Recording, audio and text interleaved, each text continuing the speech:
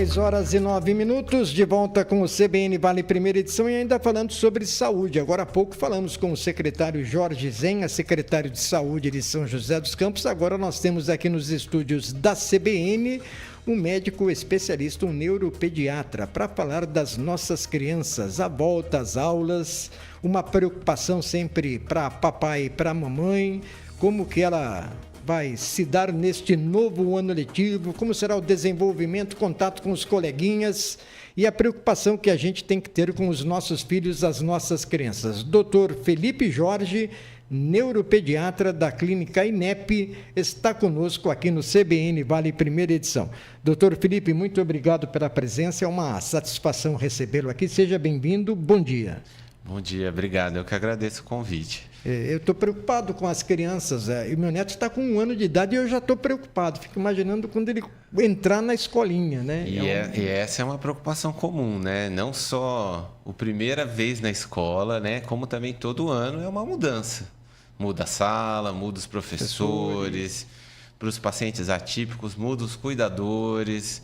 Todo ano é uma mudança diferente e aí surgem as preocupações, né, com relação àquilo. Vão mudar os coleguinhas, vai mudar o ambiente, como vai ser esse ano, né? Então, todo ano mudam as preocupações mesmo, né? E os pais têm que estar atentos aí como vai ser essa adaptação esse ano. A saúde mental das crianças, logicamente, tem um papel fundamental no desenvolvimento e bem-estar da própria criança. Sim, né? A escola, né, para a vida da criança é extremamente importante, né? Eu falo que para nós adultos é o trabalho, né? A gente trabalha a nossa vida, a gente tem um social, a gente tem um trabalho, a gente tem muitas coisas, mas para a criança, a vida da criança é a escola, né? Então a escola determina muito da saúde mental da criança. É onde ela socializa, onde ela faz amigos, é onde ela aprende. Então a escola tem um papel fundamental na vida da criança. Então, quando a criança está em sofrimento, a primeira coisa onde a gente começa a perceber é a escola. É a escola, né? E quando o diretor chama e fala, papai e mamãe, venham para cá, a gente precisa conversar, comportamento do seu filho. A gente fala de saúde mental, fala de saúde cognitiva, né? A saúde cognitiva, ela, de uma forma bem clara assim, para o ouvinte CBN, o que é a saúde cognitiva? A cognição, né, é a nossa mente, né, nosso cérebro, né, é a forma como a gente tem de aprender, né, como a gente aprende através da gente estando bem, né, tem como a gente aprender estando mal emocionalmente, mal fisicamente, mal estruturalmente o nosso ambiente, sem rotina, sem um sono adequado, né, mal de saúde, uma falta de vitamina, né? Então, tudo isso são condições que vão afetar a saúde cognitiva de diversas formas, né? Essa questão que o senhor falou da rotina, né, de um sono bem dormido, né, uma noite bem dormida, isso é fundamental também para a criança, a criação de uma rotina para ela. Fundamental, né? E aí a escola, os pais, a família, todos têm que entrar aí numa dança, numa harmonia para poder preservar essa rotina da criança, porque o sono é fundamental, né? O sono é onde a memória toda daquele dia é guardada. A gente guarda aquilo que é importante e faz uma limpeza metabólica de tudo aquilo que não é importante, todas as toxinas, tudo aquilo é jogado fora. Então, ter as horas de sono recomendadas é super importante, tanto que isso afeta até o crescimento da criança, né? Então, o sono é fundamental. Quando você fala crescimento, é o crescimento de altura, né? De altura da criança. Então, isso é importante. O sono é quando a gente faz um backup, né, de tudo que aconteceu, coloca lá para salvar, né, todas as informações que recebemos, aquelas que são valiosas, a gente segura, e as outras a gente deixa fora do backup. Mas aí tem uma questão que, logicamente, tudo depende do papai e da mamãe, que tem um papel tão fundamental nesse processo de atenção com as crianças. Os educadores também, observar o comportamento. Existem sinais que demonstram que aquela criança, de repente, está passando por um processo com a saúde mental um pouco afetada, a saúde cognitiva. É fácil observar sinais na criança, doutor? Olha, sim e não, né? Às vezes a situação já é escancarada, né? E daí os pais também têm que ser abertos, né, para ouvir, porque às vezes o que eu vejo também, os pais têm dificuldade de aceitar quando a escola chega e fala, olha, tem alguma coisa que não está legal, né? E a escola às vezes fica também, nossa, preciso falar para o pai, não sei como. Então, às vezes isso acontece, mas às vezes tem sinais que são muito sutis, né? A criança não sente assim, nossa, estou depressiva hoje, nossa, acordei triste. Às vezes a criança não entende as emoções nem a noção igual a gente. da emoção. Nem às vezes a gente entende as nossas emoções direito. A gente que já é crescido não entende as nossas emoções direito. Né? Eu sempre falo isso. Então, imagina uma criança, ela não entende as emoções ainda direito. Então, ela vai se manifestar de uma forma diferente. Então, uma ansiedade, uma depressão, né? Vai se manifestar de uma forma diferente. Então, a criança que deixa de brincar, deixa de fazer o que ela gosta, deixa de interagir com aqueles coleguinhas que ela antes interagia, fica mais retraída, começa a ter um comportamento diferente, começa a se vestir às vezes diferente, começa a usar um tipo de roupa um pouco mais diferente, começa a cair as notas. Então, às vezes uma coisa pontual merece uma atenção só. Vamos ver, às vezes é uma coisinha ali, um conflito com um colega, alguma coisa que é mediado.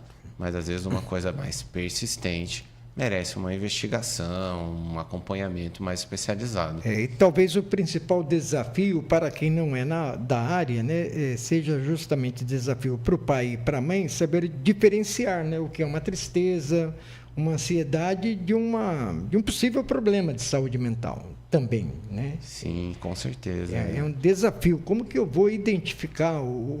Existe a sobrecarga mental, que também muito se fala a respeito da sobrecarga mental nas crianças. Existem fatores que podem contribuir para essa sobrecarga? Sim, né? Hoje em dia a gente sabe que existe um número cada vez mais crescente de diagnósticos psiquiátricos em crianças, né? E muitos são os fatores que contribuem para isso, né? Principalmente a gente sabe que o uso de telas é muito associado, né? E nisso o papel da escola é extremamente importante, porque a escola oferece desafios, né? Enquanto as telas, as coisas são muito fáceis, a escola oferece desafios. Isso é muito importante para o desenvolvimento da criança, porque a escola oferece sempre o desafio motor, o desafio de conviver com o diferente, o desafio de viver as frustrações. E isso é importante para o desenvolvimento do nosso cérebro. E essa questão da tela, a gente sabe muito bem, hoje a realidade, a tecnologia está aí, mas existe uma regra básica, se não me engano, aí o senhor pode me corrigir, porque eu sou vovô recente. Meu neto completou 1 ano e lá a orientação é nada de tela até os 2 anos de idade no mínimo. É assim que funciona. 0 tela até os 2 anos. Nem um pouquinho de televisão para ver um desenho para acalmar, não... Nem um pouquinho. É o ideal, né? Às vezes a gente sabe que o mundo ideal e o mundo real, eles são diferentes, né? Você não vai deixar que isso se vire um hábito. Mas um dia você saiu de casa, está num lugar... A gente não vai também crucificar os pais e as mães, que a gente sabe que no dia a dia é difícil, né? Mas não vamos deixar que isso vire uma prática, né? Então, até os 2 anos é 0 tela.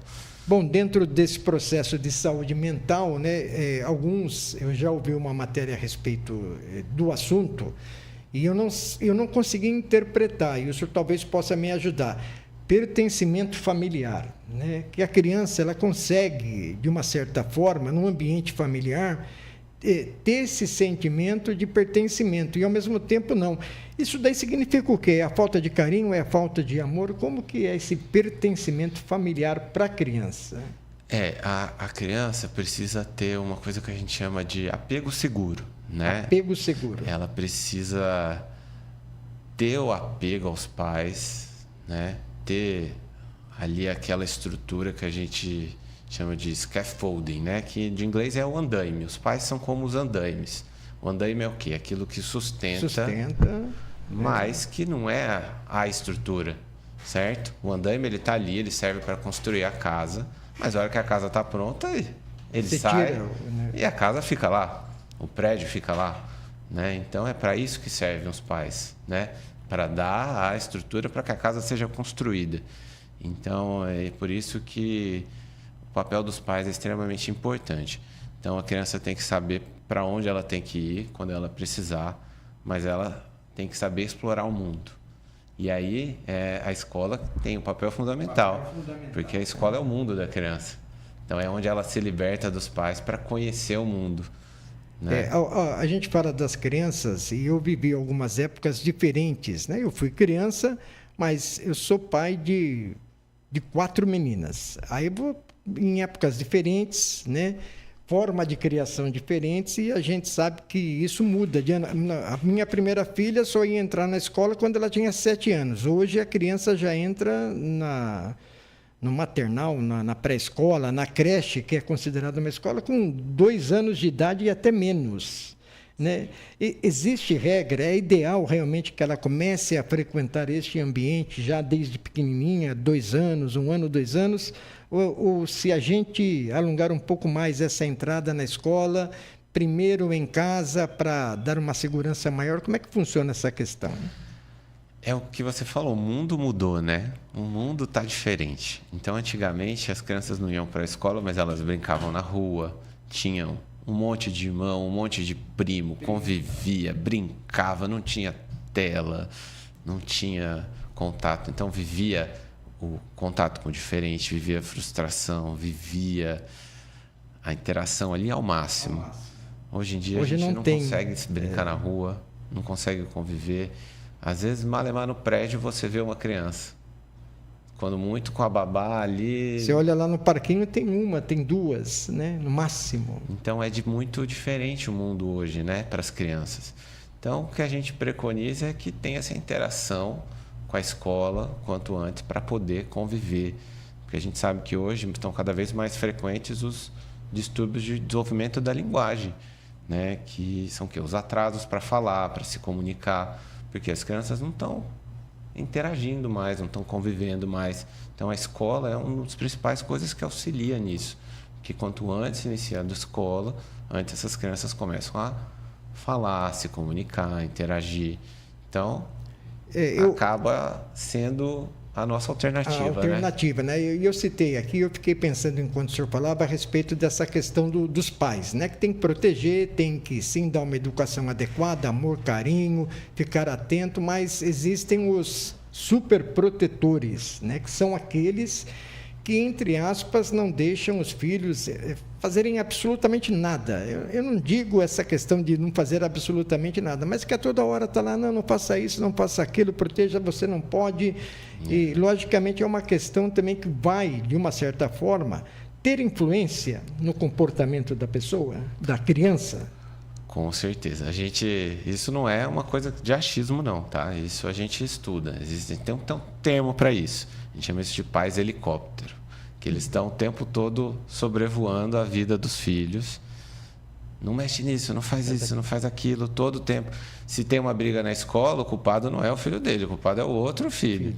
Então, ele cresce sem a culpa, sem a responsabilidade. Então, isso é muito prejudicial para o desenvolvimento dos filhos.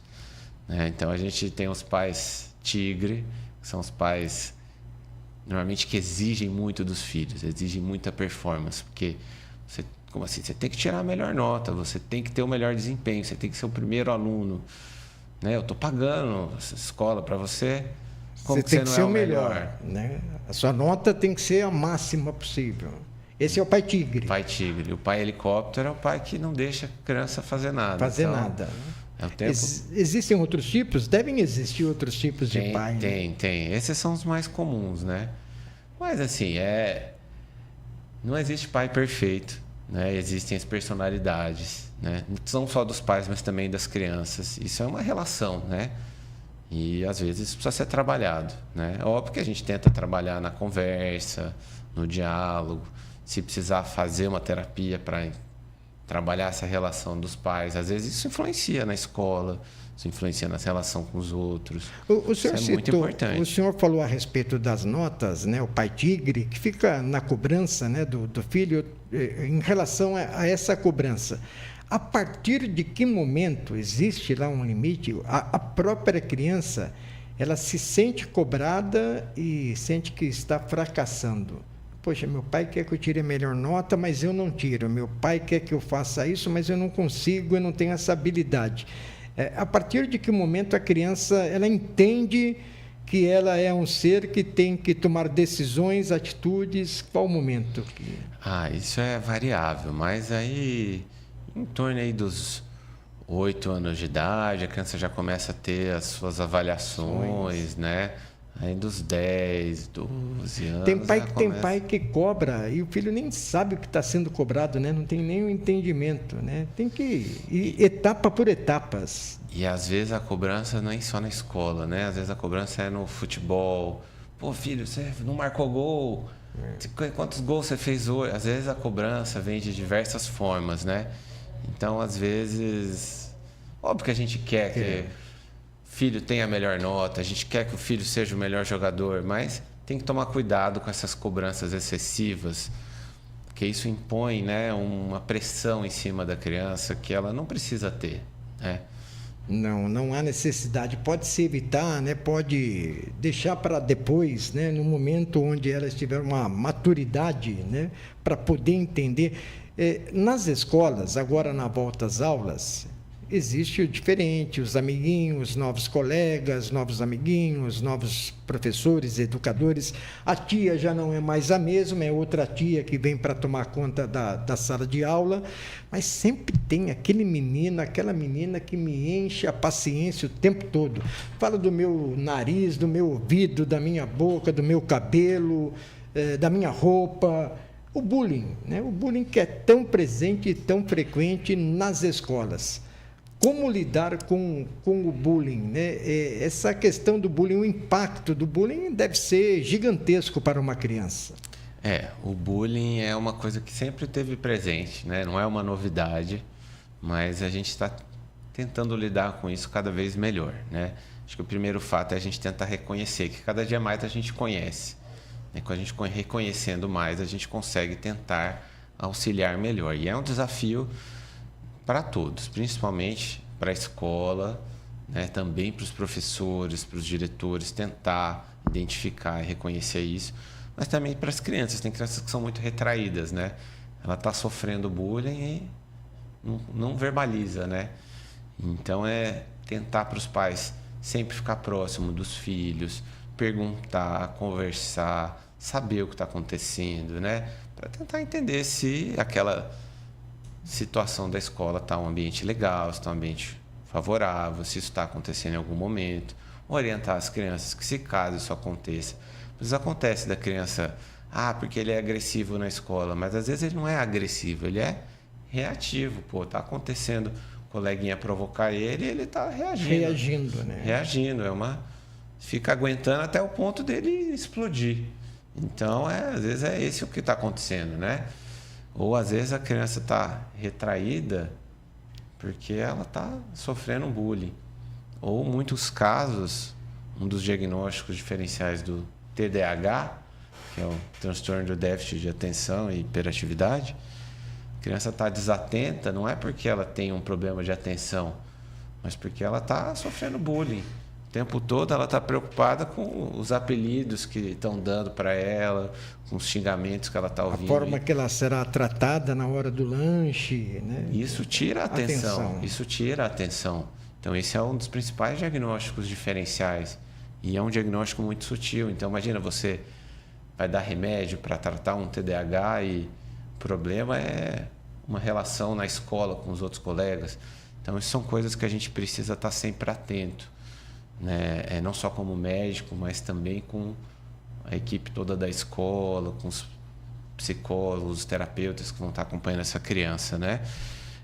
Então, isso é sempre uma preocupação crescente, um desafio para nós quanto profissionais. Eu fico pensando aqui, o senhor vai me ajudar, vou ter que fazer uma pausa daqui a pouco, em intervalo comercial, mas eu fico pensando o seguinte: tem a criança, ela tem o comportamento, a gente tenta ter um entendimento, né, do que se passa com ela, mas às vezes a gente precisa da ajuda do profissional da área.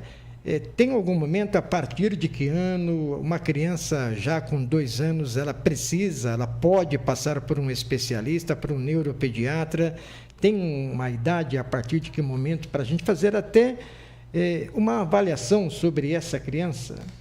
Não tem a idade certa. Eu acho que a partir do momento que surge a necessidade, né? Igual eu falei, coisas pontuais, né? Eu acho que podem tentar ser entendidas e resolvidas. Mas a partir do momento que isso seja uma coisa persistente, isso merece ser investigado, né? A escola é muito importante. Escola, rotina, sono, isso tudo é muito importante para o desenvolvimento das crianças. Isso desenvolve habilidades que vão ser extremamente necessárias, importantes para a vida toda da criança. Então, é com certeza muito desafiador, mas muito necessário. E caso encontre algumas dificuldades, a gente está aí para... O especialista para... conseguir identificar e tratar quando possível, né? Perfeito. Bom, eu vou continuar aqui com o Dr. Felipe Jorge, ele que é neuropediatra, um intervalo comercial, a edição das 10h30 do Repórter CBN, e dentro de instantes eu volto para fechar o tema, essa volta às aulas, a preocupação que todos nós temos que ter com a saúde mental das nossas crianças. Se para o adulto, né, já é difícil, imagine para a criança, né, que está enfrentando um mundo novo, conhecendo absolutamente tudo, não sabe o que significa, e uma informação atrás da outra que chega na cabecinha dela, se ela não tiver, né, em paz, com um sono, né, bem descansada, né, com o carinho, o amor dentro de casa, fica muito mais difícil. Bom, na sequência estaremos de volta com o Dr. Felipe Jorge aqui no CBN Vale, primeira edição. De segunda a sexta, das 11 ao meio-dia, você fica sabendo tudo sobre o esporte do Vale do Paraíba, no CBN Vale Esportes. Na apresentação de Pedro Bavuso e nas análises dos comentaristas da CBN Vale. CBN Vale Esportes. Para saber mais e melhor sobre o esporte do Vale do Paraíba. Oferecimento Compunet, atendimento mais rápido do Vale. Ligue Teste 3042-0001. Compunet, paixão e conexão que nunca te deixam na mão. Desde 2011, a IG Master desenvolve soluções personalizadas e de alta qualidade no mercado de higienização e limpeza profissional.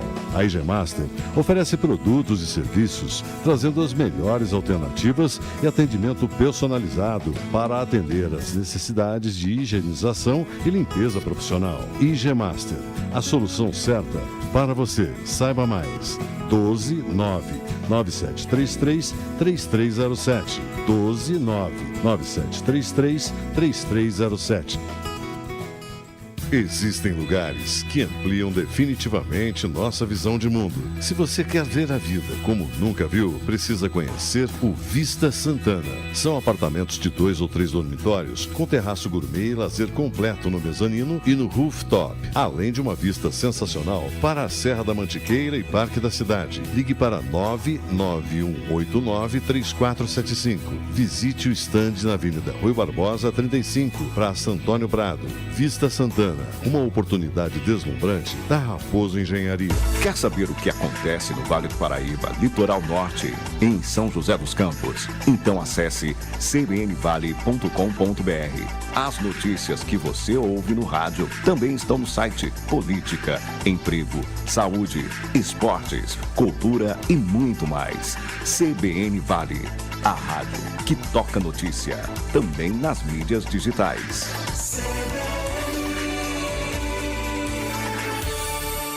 No verão a festa não vai parar. Com ABS no Brakes dá pra confiar. Vem ventania, vem tempestade. Aqui a energia é tranquilidade.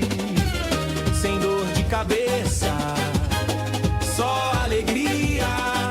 Pulando na folia, noite e dia. Mas que energia é carnaval. A força que nunca ABS passa mal. Mais que energia.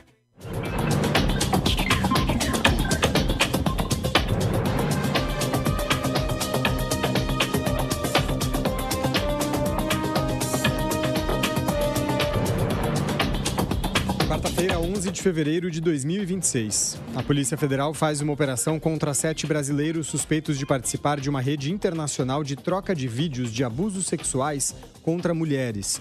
Os criminosos dopavam as vítimas, às vezes as próprias companheiras, para produzir as gravações e disponibilizar as imagens na internet. Os agentes tentam prender 3 suspeitos e cumprem 7 mandados de busca e apreensão. A ação ocorre nos estados de São Paulo, Ceará, Pará, Santa Catarina e Bahia. O governo diverge da indústria e do agronegócio sobre o possível impacto econômico da redução da jornada de trabalho para 40 horas semanais e o fim da escala 6x1. O executivo alega que o custo pode ser absorvido pelas empresas e que a narrativa de quebradeira é repetida e falha. Já diferentes setores da economia calculam prejuízos bilionários. A Confederação Nacional da Indústria afirma que a elevação das despesas com o pessoal do setor chegaria a 178 bilhões de reais. No caso do agronegócio, uma análise preliminar apresentada à Frente Parlamentar da Agropecuária aponta que o custo da mão de obra deve subir em até 25% para o setor se uma escala diferente for adotada. Isso porque, no período da safra, a produção não pode parar. A Bolsa de Valores de São Paulo opera em alta de 0,90% aos 187.609 pontos. O dólar comercial está em baixa de 0,13%, cotado a R$ 5,18. O euro vale R$ 6,17, queda de 0,14%. No horário de Brasília, 10h35.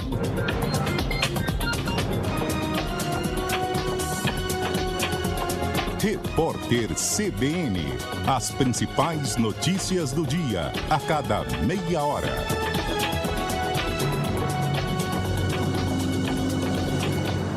Nós temos mais informações ao vivo de Brasília com Larissa Lopes. Larissa? Guilherme, a Justiça Federal rejeitou a ação dos parlamentares Kim Kataguiri e Damares Alves.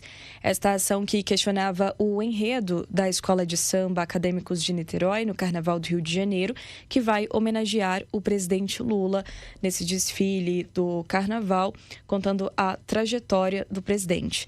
Na decisão de hoje, o juiz Francisco Vale Brum indeferiu o pedido, alegando que não cabe, nesse caso, uma ação popular e que o pedido não cumpre aos requisitos necessários para que seja aberta uma ação penal.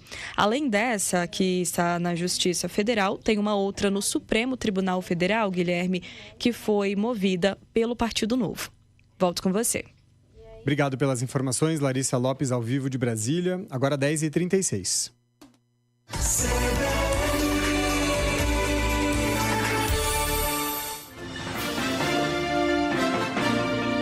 CBN Vale, primeira edição.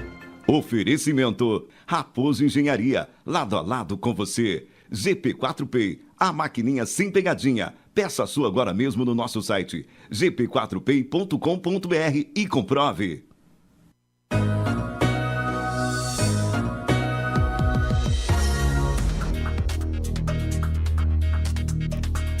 Dez horas e 37 minutos, de volta com o CBN Vale primeira edição. Estamos aqui nos estúdios da CBN Vale com o nosso convidado neuropediatra.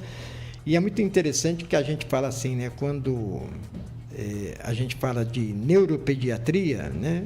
Logicamente, a questão da cabecinha, das crianças, né? Que a gente tem que cuidar e tratar com muito carinho e ter uma situação da qual todo cuidado é pouco, porque a gente ama demais essas crianças e a gente tem que protegê-las, né, em absolutamente tudo, inclusive saúde mental. É fundamental que a gente tenha essa questão da saúde mental bem definida nos nossos pensamentos.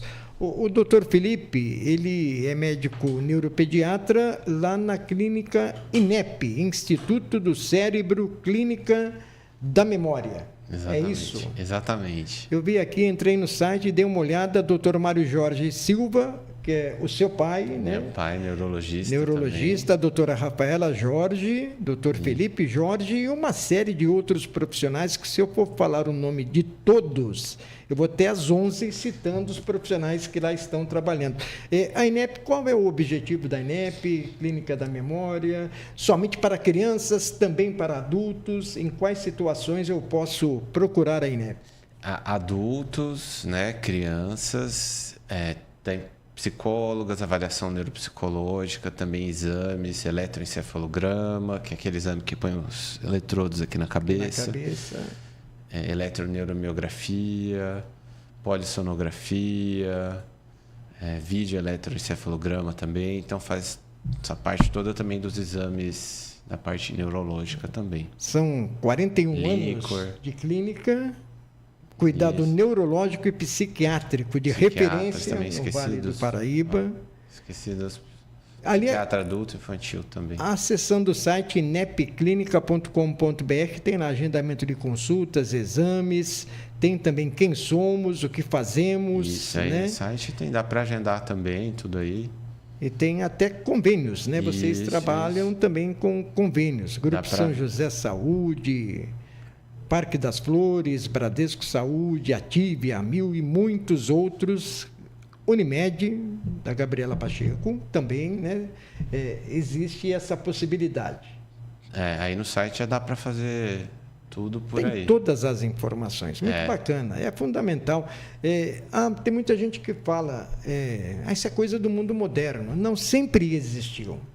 O que hoje, né, é diferente do que era antigamente, é que hoje se dá uma atenção adequada e tem meios e recursos para fazer um tratamento que possa dar uma melhor qualidade de vida para as pessoas, não, doutor?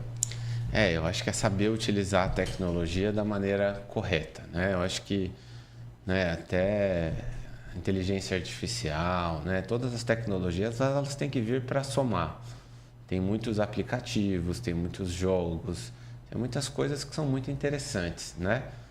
Então, saber utilizando as ferramentas que vieram para somar, a gente vai muito longe. E tem que utilizar mesmo o que há de mais moderno. Aquele que não observa a transformação do mundo, a tecnologia principalmente, fica para trás, né? E vocês fazem um trabalho de excelência realmente lá na clínica. Doutor, eu tenho aqui uma pergunta que eu acho muito interessante.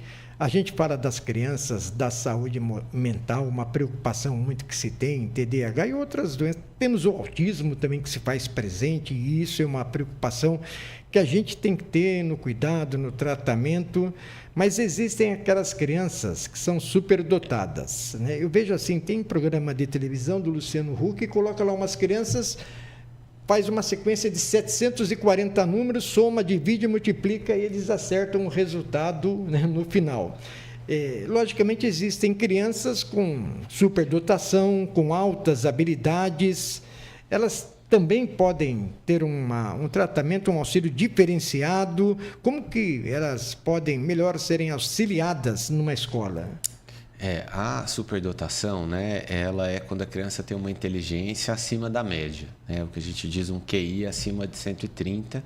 E não só isso, mas é uma criança que tem uma curiosidade além do normal. Então, vai ter um interesse além do convencional. Então, enquanto as outras crianças querem brincar de bola, brincar de coisas, vamos dizer assim, regulares, normais. Vai brincar de boneca, de bola, de carrinho, de coisas normais. A criança está preocupada em estudar a ciência, os dinossauros, a evolução, a teoria de sei lá o quê, incompatíveis muito com a idade. Então, essa curiosidade é uma coisa marcante para a gente quando a gente vê uma criança com altas habilidades, né? E daí acaba que o que acontece na escola? A escola acaba sendo entediante, porque como ela é muito inteligente, ela pega lá, tá lá, vamos dar um exemplo, uma criança na 5ª série, aquela atividade lá da 5ª série, ela faz em 2 minutos. A professora passa aquilo lá, ela acaba e faz logo e fica olhando para o teto, porque ela já acabou, é muito fácil para ela. Ela não quer saber se descansar é com S ou C cedilha, né? Como apareceu na escola lá, mas ela quer outra matéria, ela quer saber a criação do universo, como, é mais ou menos isso. Então, o que a escola tem que fazer? Tem que oferecer desafios, né? Então, apesar de não ter um CID específico para altas habilidades, né, a gente sabe que, segundo a legislação, que deve ser incluído num programa de inclusão também, com materiais específicos para essas crianças que envolvam mais desafios. Então, oferecer conteúdos a mais. Então, já vou passando uma coisa do sexto, vou passando um texto a mais para ela fazer, uma coisa mais de curiosidade. Então, para aquela criança, eu vou dar a mais, né? Vou dar conteúdos a mais para que ela não fique entediada, para que ela se estimule, para que a escola não seja só uma obrigação, porque a escola fica chata, né? Mas para que a escola também seja um ambiente de desafios. Desafios e interesse, né, por parte da criança. E essa criança, em determinado momento, ela até pode, né, receber o bullying, né? E ela mesmo pode, de repente, desenvolver uma ação contra alguma outra coleguinha que não consegue acompanhar o raciocínio dela. Então, exatamente, é uma preocupação que tem que se ter também. E o principal ponto das altas habilidades são as discrepâncias do desenvolvimento, porque enquanto a parte cognitiva pode ser muito alta, a parte social pode ser baixa. Então, enquanto a criança é muito boa nas notas, a parte social pode ser ruim. Então, sim, o que os pais têm que trabalhar, a escola tem que trabalhar é a parte social, né? Que, em geral, né, a maioria das crianças pode ter alguma dificuldade. Então, tem que trabalhar essa parte, comunicação, a socialização, para que isso se alinhe, né? Para que isso se alinhe e a criança consiga se desenvolver bem. Óbvio que às vezes acontece, a criança está tudo bem, está muito bem, pode até pular um ano, pode tudo, mas aí estando tudo bem, né? Estando tudo bem nessa parte do desenvolvimento. E em casa, né, tomar muito cuidado com uma questão frequente que é a ansiedade. Essas crianças costumam se preocupar muito, porque a cabeça é muito rápida, inteligência, muito inteligente, cabeça muito rápida. Então, enquanto as outras crianças estão preocupadas com o jogo do Palmeiras e Corinthians, ela está preocupada com a água que vai acabar no planeta daqui a sei lá quantos mil anos, e ela mas ela quer saber da água do planeta Terra, entendeu? Então isso, mas isso causa uma ansiedade real, né? Então tem que tomar muito cuidado com a ansiedade, evitar também esse contato com a internet, muito, porque isso pode preocupar com essas notícias ruins, né? Que isso pode ser motivo de ansiedade também nessas crianças, né? Então tomar muito cuidado com as ansiedades, né? Isso costuma ser uma preocupação frequente aí dos pais também. É uma preocupação que tem que se ter, sempre nada de exagero, mas uma atenção, né? Que tem que ser aplicada, desenvolvida a todo momento. Ficar sempre atento, né? No comportamento da criança, se tem algo diferente daquele que você já está acostumado, né? Tente descobrir, analisar, converse com o seu filho, converse lá na escola. De repente, nessa conversa, você pode descobrir que existe a necessidade de passar por uma espécie, um pequeno tratamento, sim, né, para colocar as coisinhas no devido lugar. Doutor Jorge, eu quero agradecer a sua presença, doutor Felipe Jorge. Muito obrigado pela presença, falando sobre essa questão da saúde mental e cognitiva das crianças. E até uma próxima oportunidade. Parabéns pelo trabalho. Obrigado. Nos encontramos, então, numa próxima. Até uma próxima oportunidade. Muito obrigado ao Dr. Felipe Jorge, ele que é neuropediatra, conversando conosco aqui no CBN Vale Primeira Edição. Ele que faz parte da equipe do Instituto do Cérebro Clínica da Memória, INEP. Ali, inepclinica.com.br, você encontra todas as informações. Agora são 10 horas e 47 minutos.